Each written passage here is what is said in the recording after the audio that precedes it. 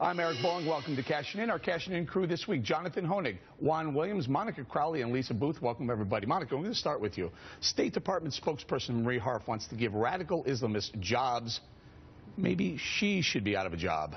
Well, we've all been piling on and mocking Marie Harf for that comment, but actually she was just echoing what her boss believes, because the next day this week, President Obama said the exact same thing.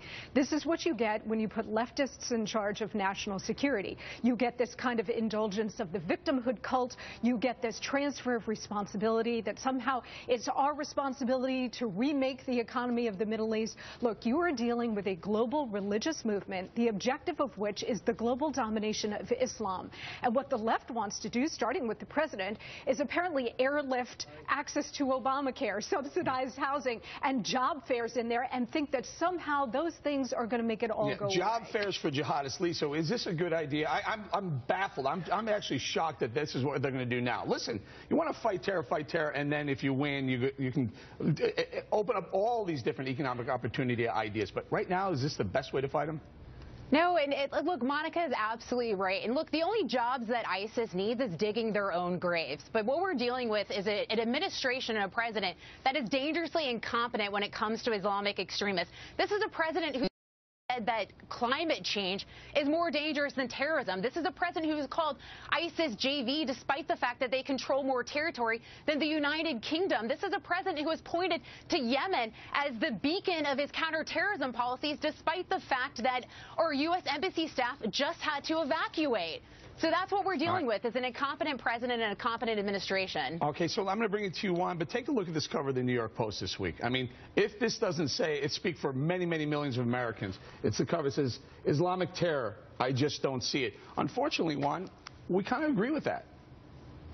I don't think that has look, that doesn't have anything to do with Marie Harf's comments. I think Marie Harf's comments had to do with getting to the root causes of what's attracting so many young people to get involved with these sadistic, murderous people who hide behind the name Islamic and jihad and all that foolishness. These folks are crazy, and you think, well, what is it? And you understand they have deep grievances. They have a sense of, I think, jealousy over Western progress. They have, of course, troubled economies that are ruled by these mullahs and you know, the royal families that take care of themselves but don't take care of their own people. To me, you've got to get out of the whack-a-mole strategy. One minute you're fighting Al-Qaeda, the next minute you're fighting ISIS, something else pops up. Right. You got to find out what's bringing all these people to such a bloody purpose. Go ahead, John. But it's not. It's ideas, Juan. It's not. It's not poverty.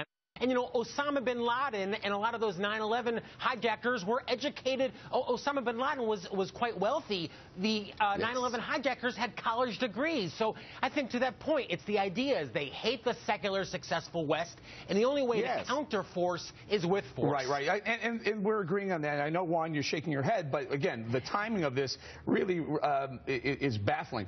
Look at what John. I want to get this in here, Eric, I was just going to say to you, we are bombing, we are fighting, we're taking the lead as Americans. Here's the problem. Here's the problem. We've launched 800 airstrikes in Syria, but they're not doing their job, because the reality is that now in Syria, ISIS controls over 1/3 of Syria. So the problem is the president. No, it's the truth. It's the truth.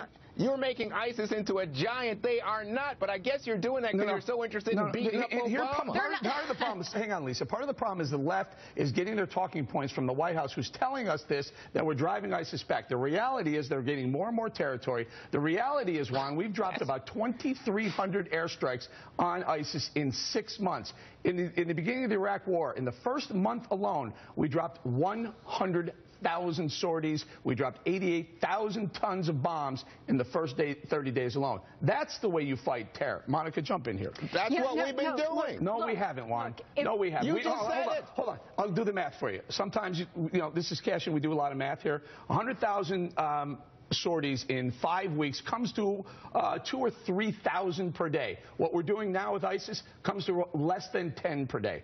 Big difference. What I'm saying is, we've got Jordan, we've got Syria, we are including them now with Egypt getting in the fight. We've got lots of people fighting them, and they've been unable to capture Kobani. Remember, you guys thought, oh, they're going to overrun Kobani. Never happened. Look, our Middle East partners need American leadership, which is not being provided by this administration. They're trying to deflect attention onto unemployment and so on. There's plenty of unemployment around the world, particularly in the Middle East. If that were the cause of global terror, then you would have Christians and Jews and other people unemployed, blowing people up and beheading people. That is not the core issue. The core issue, and it's not just ISIS, it's not just Al-Qaeda, it's not the Muslim Brotherhood. We are talking about a global religious ideology here that is not going to be dissuaded by, even if we took on the responsibility of trying to transform the economies of the Middle East. We are dealing with something that comes from a religious root, and dealing with a holy war is the most difficult kind of fight that you can possibly have. We have a White House that's not engaged militarily in the way it should, or ideologically, or economically in the way it should. I want to get everyone here. John, hang in there 1 second. Let's take a listen to President Obama backing up what Marie Harf said a few days prior to that. Listen. If we're serious about countering violent extremism, we have to get serious about confronting these economic grievances. Economic grievances. Go ahead, John.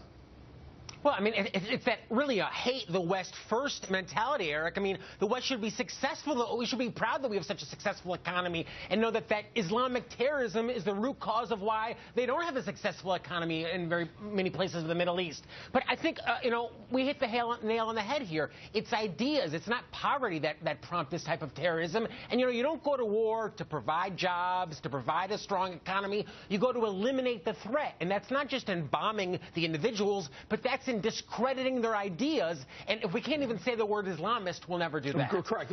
Lisa, I want you to weigh in on this. John Kerry, Secretary of State, wrote an op-ed, and in it he kind of fulfills everything that Marie Harf started, that President Obama followed in. Look at what he said right here. He said, quote, "We must tailor our efforts and target our resources to meet the specific needs of those places. It may be training young people so they can get jobs and envision a future of dignity and self-reliance." Now, Lisa, we're talking about jihadists. Exactly. We're talking about jihadists, as Monica pointed out, that want the rest of the world to live under Sharia law. And if you don't agree with their beliefs, they will kill you.